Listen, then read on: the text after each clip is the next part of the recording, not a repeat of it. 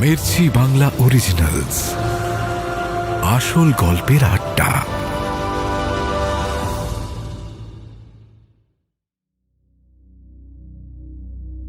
দেয়াশিনী স্ক্রিনের দিকে চেয়ে রইল প্রায় ৩০ সেকেন্ড। স্ক্রিনে অভিকের নাম। একসময় স্ক্রিন কালো হয়ে গেল, তারপর আবার স্ক্রিনে আলো জ্বলল। দেয়াশিনী ফোন ধরল না। বাড়ি ফিরে সমীককে মেসেজ করে ফোনটাকে ফ্লাইট মোডে রেখে দিল।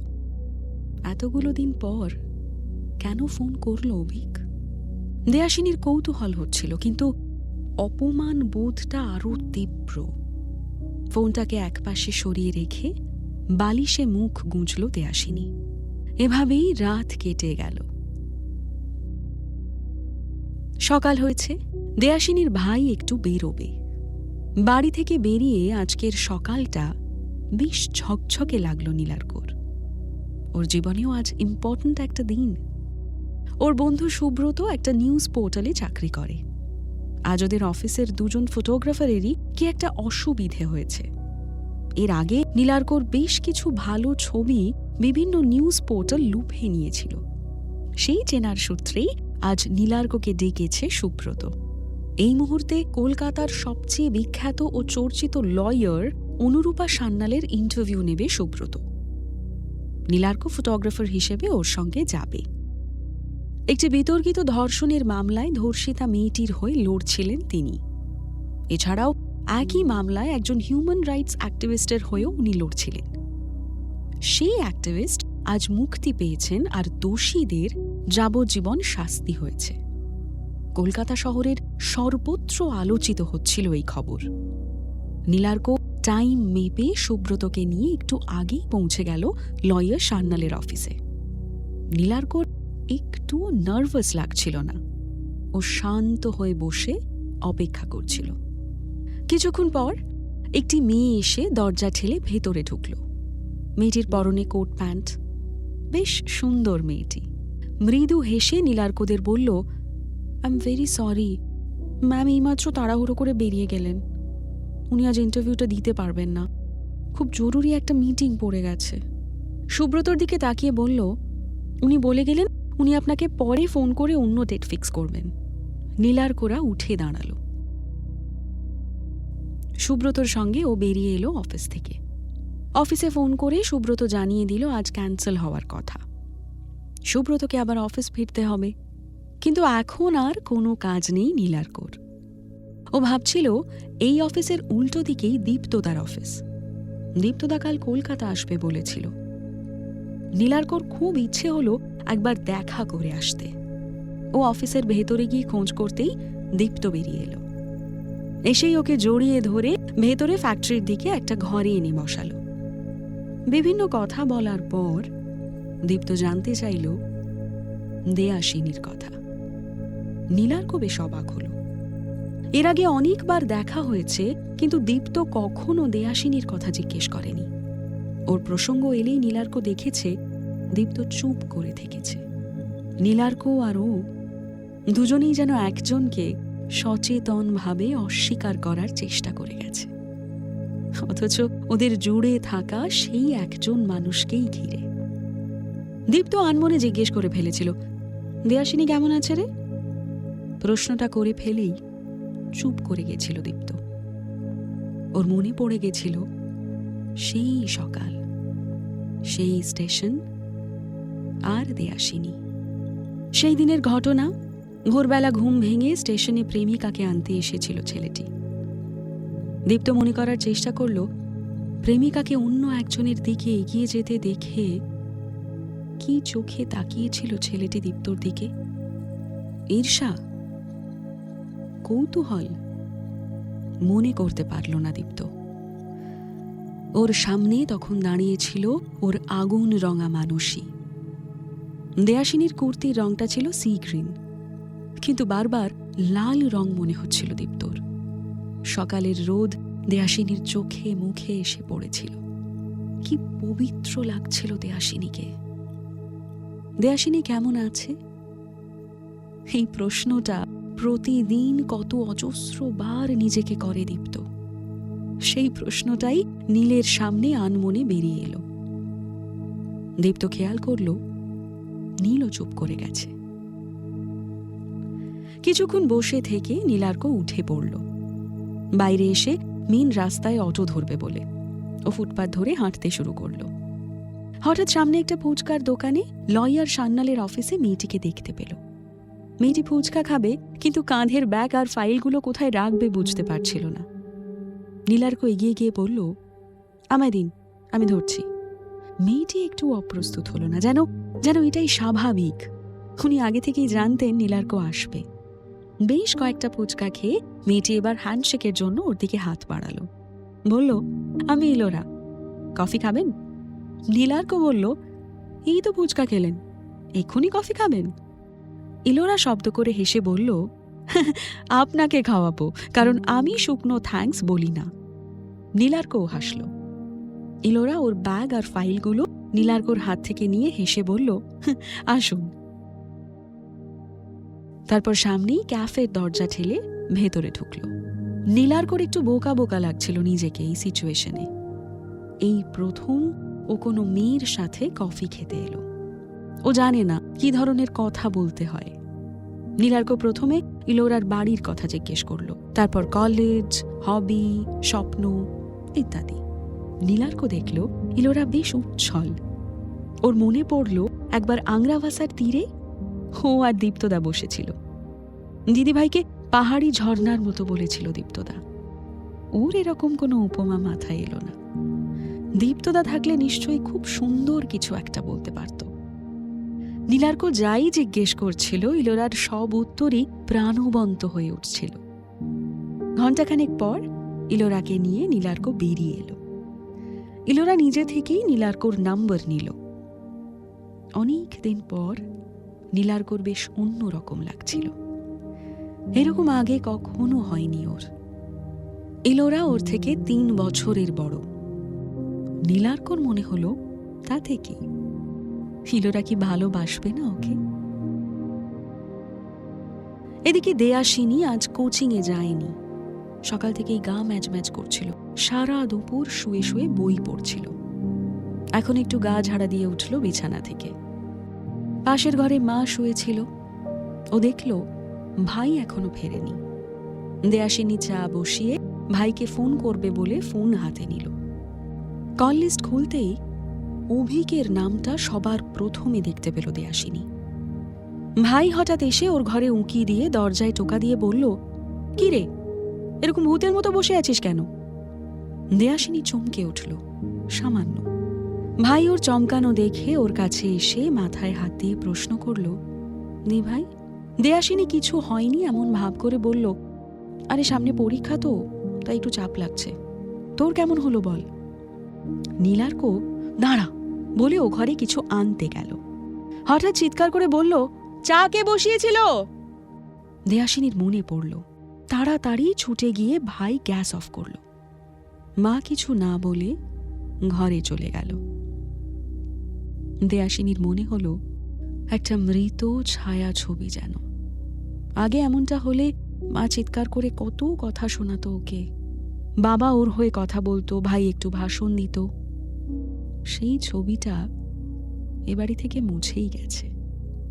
দেয়াশিনী ঘরে চলে এলো। বেশ অনেকক্ষণ পর ভাই এলো ওর কাছে। মোবাইলে ওকে একটা ছবি বের করে দিল ভাই। দেয়াশিনী দেখল ছবিতে ভাইয়ের সঙ্গে বেশ সুন্দরী একটি মেয়ে। দেয়াশিনী অবাক হয়ে তাকালো ওর দিকে। বলল, তুই প্রেম করছিস? কবে থেকে? নীলার্ক বলল, আরে অত দূর এগোয়নি এখনো, তবে আজই। তারপর সবটা খুলে বলল ওকে। দীপ্তদার অফিস যাওয়ার ব্যাপারটাও বলল। তারপর দীপ্তদার প্রশ্নটাও।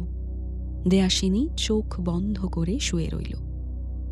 ওই একটা মানুষকে ও কতদিন কত রকম ভাবে ভুলে যেতে চেয়েছে, কিন্তু ওই চোখ দুটো দেয়াশিনী কিছুতেই ভুলতে পারে না।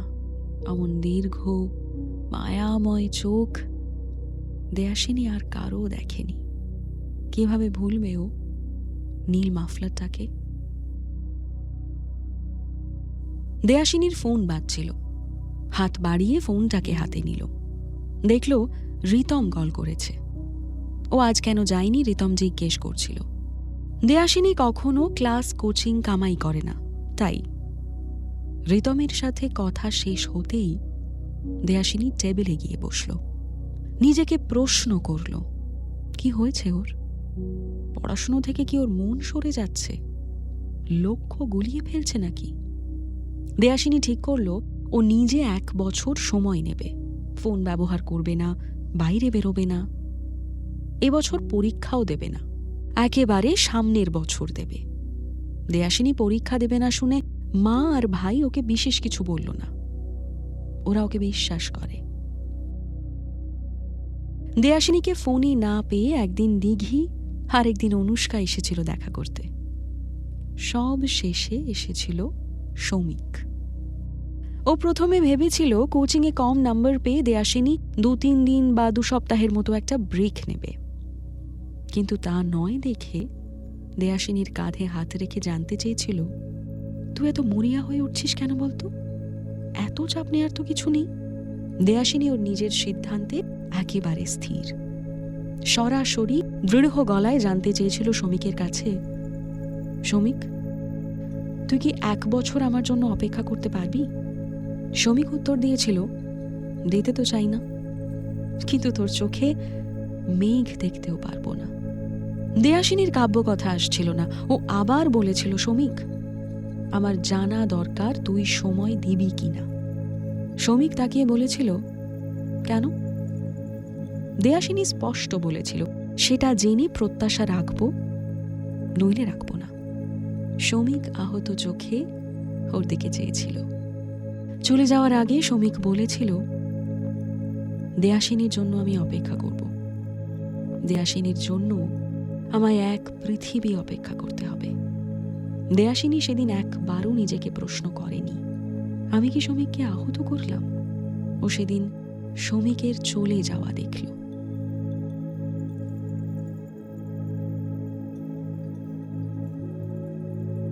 এরপর কেটে গেছে আরও একটা বছর। দেয়াশিনীর আজ পরীক্ষা শেষ হলো। হল থেকে বেরিয়ে দেয়াশিনী বহুদিন পর বাইরের পৃথিবীটাকে মন দিয়ে দেখল। এতদিন দেয়াশিনীর ঘরের 4টে দেয়াল আর ছাদ দেখে দেখে এখন রাস্তার মানুষগুলোকে চেয়ে দেখতে ইচ্ছে করছিল। নিজেকে একজন রণক্লান্ত যোদ্ধা মনে হচ্ছিল দেয়াশিনীর। পরীক্ষার হল থেকে বেরোতেই বাইরের পৃথিবী যেন তাকে স্বাগত জানালো। ওকে এখন মুক্ত। কিন্তু দেয়াশিনীর আনন্দ হচ্ছে না কেন? ওর মন এমন বিষণ্ণ হয়ে আছে কেন? ওর পরীক্ষা ভালো হয়নি তা নয়, প্রশ্নপত্র দেখে সেই সব উত্তর ছবির মতো ভেসে উঠছিল দেয়াশিনীর চোখে। হবে না কেন? 2.5 ঘন্টার পরীক্ষাটায় জীবনের 1টা বছর ও নিংড়ে দিয়েছিল। দেয়াশিনীর এত পরিশ্রম, এত অধ্যাবসায়, সব এখন মনে হচ্ছে কেমন যেন শেষ হয়ে গেল। ওকে চাইনি শেষ হোক, চেয়েছিল। আসলে জার্নিটা জীবন হয়ে গেছিল দেয়াশিনীর। এত ফাঁকা সময় এখন ওর হাতে, কি করবে ও এত সময় দিয়ে? সবকিছুরই একটা শেষ বা পরিসমাপ্তি আছে।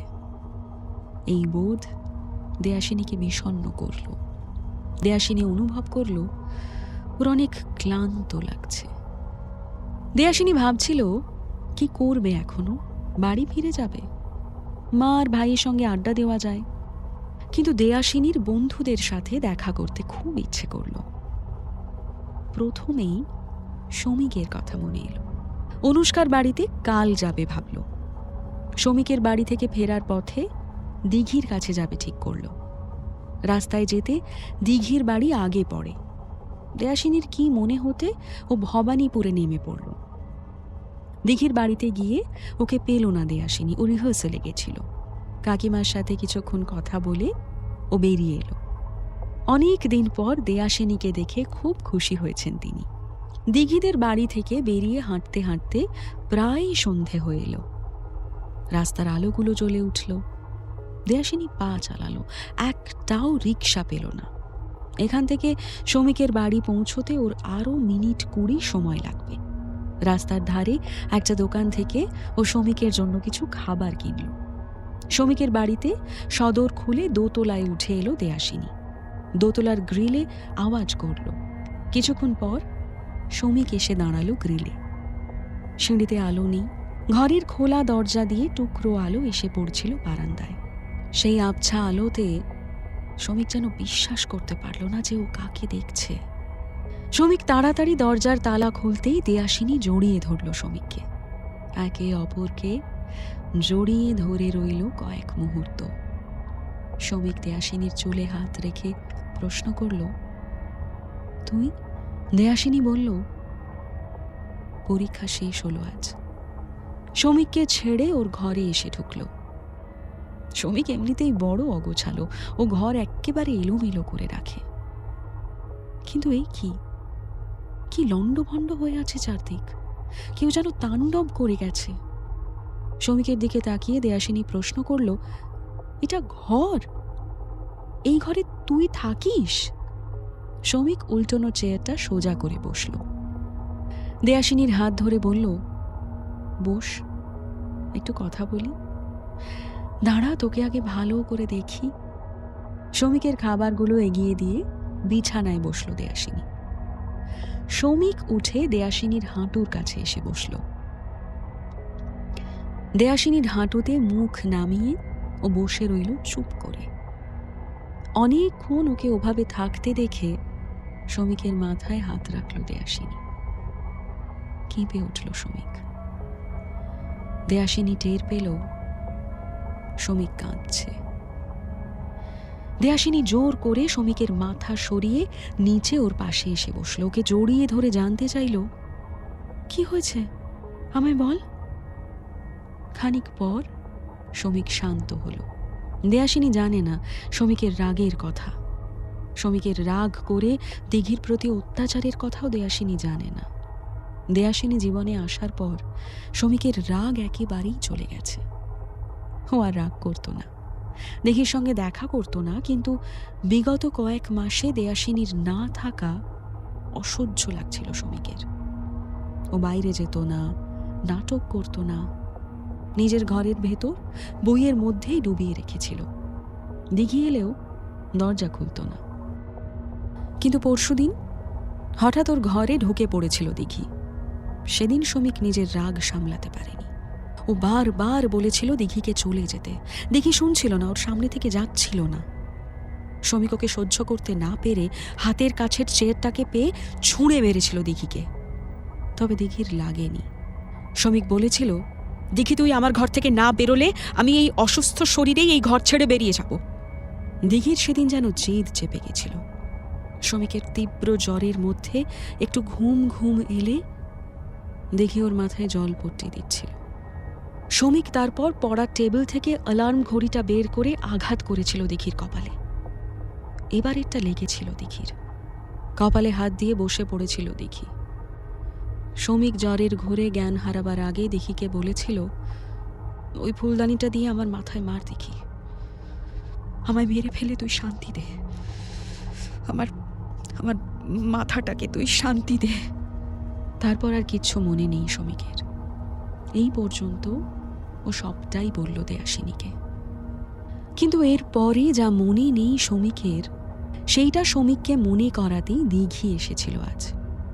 দিঘির কথাগুলো শ্রমিক বিশ্বাস করেনি। তারপর আবার ঘরে ভাঙচুর শুরু করে শ্রমিক। তবে আজকে দিঘির গায়ে কিছু ছুঁড়ে মারেনি শ্রমিক। দেয়াসিনী আসার একটু আগে দিঘি বেরিয়ে গেছিল। দিঘি এসে বলেছিল, সেদিন শ্রমিকের যখন ধুম জ্বর, একটু সেন্স ছিল না ওর। অনেকবার ডেকেও যখন শ্রমিক শুনছিল না, তখন দিঘি ভয় পেয়ে নিচে গিয়ে ওর দিদাকে খবর দিয়েছিল। ওর দিদা ওপরে উঠে অশক্ত শরীরে যা যা ইনস্ট্রাকশন দিয়েছিলেন, দিঘি তাই করেছিল। বালতিতে জল এনে দিঘি বারবার শ্রমিকের মাথা ধুইয়ে ভেজা তোয়ালে জড়িয়ে দিয়েছিল গায়ে। ভোর রাতে জ্বর ছাড়লে ওর দিদা নেমে গিয়েছিলেন নিচে। শ্রমিক জ্বরের ঘোরে বারবার দেয়াসিনীর নাম বলছিল। দিঘি শ্রমিকের কাছেই ছিল। আর তখনই হয়েছিল সর্বনাশটা। শ্রমিক জ্বরের ঘোরে দেয়াসিনীকে যেভাবে কাছে চেয়েছিল, দিঘি নাকি নিজের সর্বস্ব দিয়ে শমিকের সেই চাওয়া রেখেছিল। শমিক তা বিশ্বাস করেনি, কিন্তু শমিকের সেই সময়ের কথা কিচ্ছু মনে নেই। কথাগুলো বলতে বলতে শমিক মুখ ঢেকে কাঁদতে শুরু করলো আবার। দেয়াসিনী স্তব্ধ হয়ে রইল। দেয়াসিনী ধীরে ধীরে উঠে দাঁড়াতেই শমিক ওর হাঁটু জড়িয়ে ধরে বলল, আমাকে এভাবে ফেলে যাস না দেয়া, প্লিজ কিছু অন্তত বল। আমি তোকে ভালোবাসি, আমাকে ছেড়ে যাস না প্লিজ। দেয়াসিনী বলল, শমিক, এখানে এই কথাগুলো শুনবো বলে তো আমি আসিনি। বুঝতেই পারছিস আমার নিজের মধ্যে বোঝাপড়া করতে একটু সময় লাগবে। ও দেয়াসিনীর পা ছেড়ে দিয়ে বলল, আমার সংযমের প্রতি আমার তীব্র বিশ্বাস দেয়া, কিন্তু অচেতন সময়ের কথা সত্যিই মনে নেই। এই সময়টাতে আমায় একটু আগলে রাখতে পারতিস। দেয়াসিনী বেরিয়ে এলো শমিকের বাড়ি থেকে। রাস্তায় বেরিয়ে দেয়াসিনীর বুকে কাঁপুনি দিয়ে একটা কান্না উঠে এলো। কোনো রকমে টলতে টলতে বাড়ি ফিরে এলো।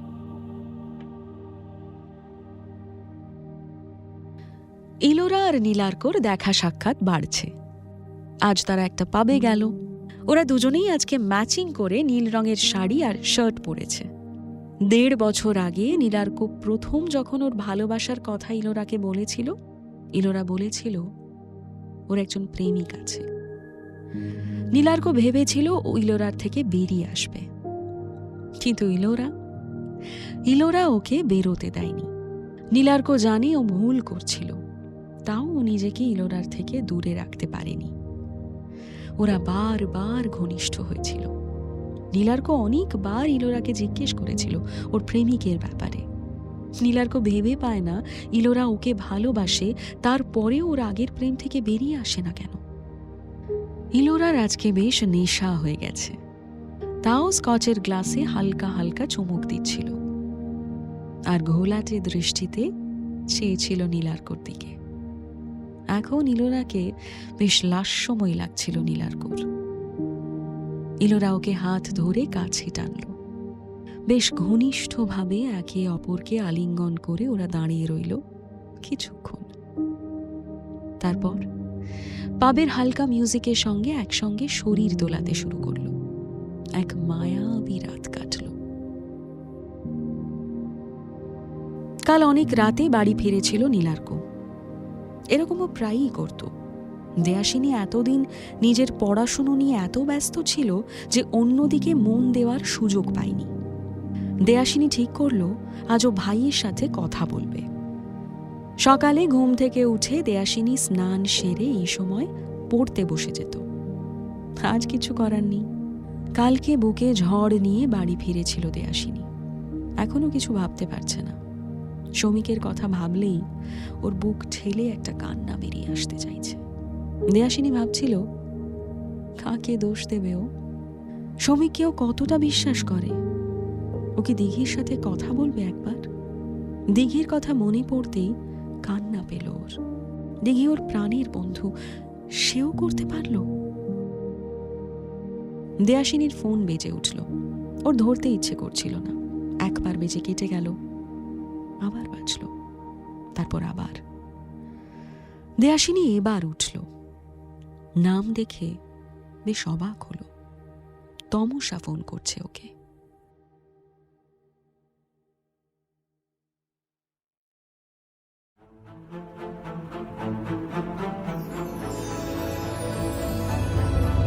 মির্চি বাংলা অরিজিনালস, আসল গল্পের আড্ডা।